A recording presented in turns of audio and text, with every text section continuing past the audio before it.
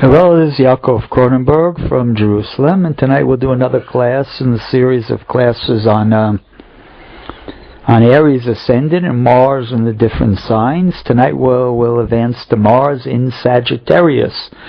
Again, an excellent combination. Again, like we said, just like Mars with Mars in Leo in the fire element, with a good aspect to the fire ascendant. Also here in the 9th house, Mars is in Sagittarius, a fire sign, which brings a connection with the Aries ascendant. They're in trine. And there's a nice combination, give a person a lot of drive, a lot of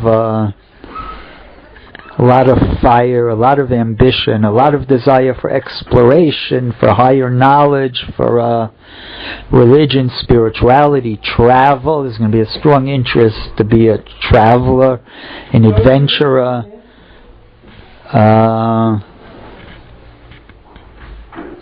The person who fights for his beliefs, Mars is fighting Sagittarius's beliefs. Right, so it's a person who again fights for what they believe in. And they can have a tendency towards fanaticism. Whenever the Mars and Jupiter are together, there's a tendency towards fanaticism. And so especially you have to look at the Jupiter, right? Because the Jupiter is the dispositor of Mars, because Mars is in the sign of Jupiter.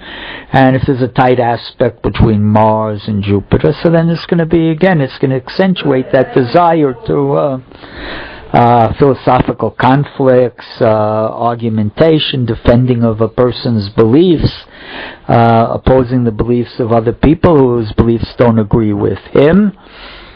All those things would be symbolized by having that Mars in Sagittarius in the 9th coming from the 1st.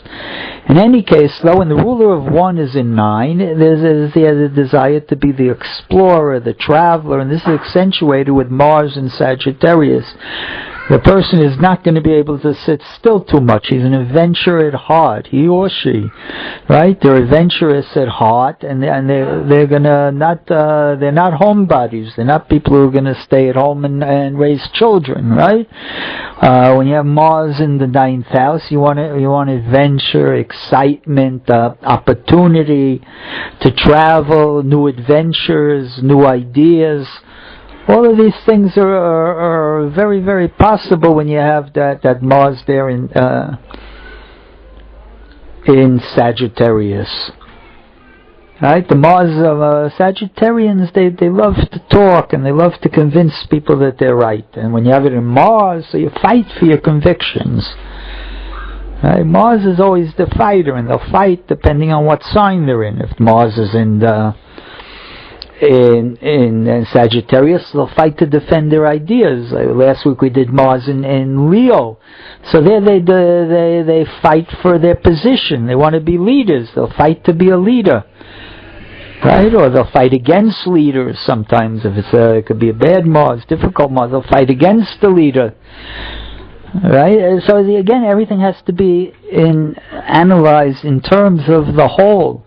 And notice here we're taking still, even though we're giving you like the major aspects, and notice here this is like a major identity structure I'm teaching in these classes by using the ascendant and the ruling planet. It gives you the basic structure of the chart. The ascendant tells you what the nature of the person is, what his character is, or her character, and where the Mars is tells you which area of life they're going to use that character structure to fulfill themselves. So again, a person who's got it in Mars in the 9th house, they're going to go off into the higher education, philosophy, travel, adventure, all sorts of things like this. But they're definitely not going to end up in the same city where they started. These are people who are travelers at heart, explorers, adventurers.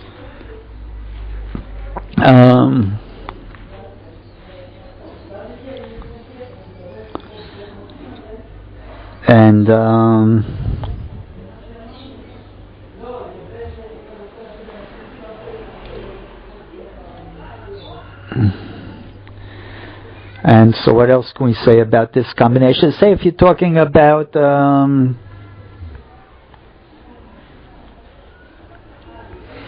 Well, Gemma, let's go on to another. Let's go on to now Mars in the 10th house. I want to give an example. I don't have any in my charts. I don't have anything offhand of Aries rising with Mars in Sagittarius. If I find one, I'll put one up later on. I'll mention it in a later class. Also Mars in the 5th. I didn't find anybody in my collection. I've been using also, for people who are interested in delving further into some of the charts that I, names of people, important people that I brought down, that I found their horoscopes. I can't give over the confidentiality of clients, but the charts of like famous people that I brought down as examples, most of them are taken from astrodatabank.com. For anybody who's interested in further delving into these charts, because the advantage of Astrodatabank is that all the charts are rated, how accurate they are. For example, if the person has a the person who collected the charts found that they had a birth certificate in hand, then it'll be like an AA chart, or the person knew from memory, or from his, from a couple relatives, then it'll be an A chart. And if it's, can't be proven, or there's different opinions, then they'll mention the chances of it being right or accurate is very slim. So again, I only took the charts that are basically A or AA, and I use them in a lot of the examples. So if people want to look at these charts and go further into them, it'll probably be a big help in your astrological development. I think it's a good idea. So we go on now, Mars in Capricorn in the 10th. That's also, here Mars is square the ascendant, right? It's interesting, here Mars is exalted in Capricorn. Very, very powerful, super powerful. It's on the top of the chart and it's exalted. Exalted means it has tremendous strength, right? Aries lacks stamina and grit for the long run, endurance, and things like that. So when you put Mars in Capricorn, which gives it that endurance and stamina, and you take that plus together with the Mars, which is that Aryan energy, the fighting spirit, it makes a tremendously powerful person, especially if other considerations are in the chart. And especially on the top of the chart, person has on the top of the chart exalted, they think they're better than anybody else. That's the main. A person who has the ruling planet high in the chart, as a rule, thinks they're better than other people. When it's exalted, they think they're, beyond. Sometimes they think they're beyond the law. They can do what they want. If people, always the exaltations have an element of fantasy in them. They think they're beyond the rule of law sometimes. It can be difficult in that respect. Especially when the ruling planet, when you have a Capricorn, Mars, it's going to be square to the ascendant in Aries. So square again is a Martian by nature. So it's a person who is very, very pushy, very determined, fighting for everything. He wants to fight to get ahead, to be number one, to rule, to take over things. Ariel Sharon, for example, he had that combination, right, with the planet, with the ruling planet. He was known for always trying to go against the law. If somebody, they were in the middle of a battle and the head of the army called him up to tell him to stop. He didn't answer the phone because he wanted to keep going and he didn't want to talk to the guy. And we had a big thing to go against the law. He wasn't afraid of going against the law. Not listening to people was probably part of his big downfall in the end, is that he didn't listen to people. He did what he wanted. He did things against the law, and people were used that to get him to do what they wanted, with threats of putting him or his children in jail. And in any case, he's an example of someone who had that Mars exalted in the 10th with an Aries ascendant, but it's tremendously powerful for, again, when you have the 10th house as the career, Mars is the fighter, you have Mars in the 10th house, it's going to be a career as a fighter.